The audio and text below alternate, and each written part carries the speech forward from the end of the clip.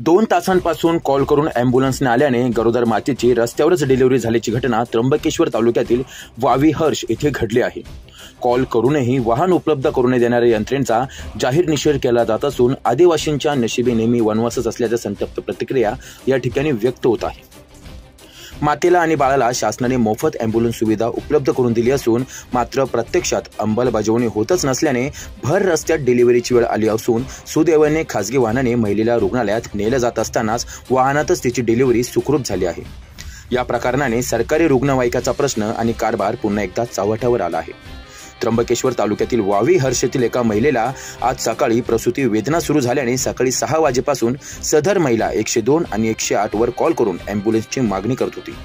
मात्र त्यांना अनेक कारणे सांगून अँब्युलन्स देण्यास नकार देण्यात आला। शेवटी त्या मातेला खासगी वाहनातून त्र्यंबकेश्वर येथे डिलिव्हरीसाठी देत असताना पहिने गावाजवळ खासगी वाहनामध्ये डिलिव्हरी झाली असून सुदैवाने तिची डिलिव्हरी ही सुखरूप झाली आहे। तुषार ढेपले, अटल न्यूज, त्र्यंबकेश्वर।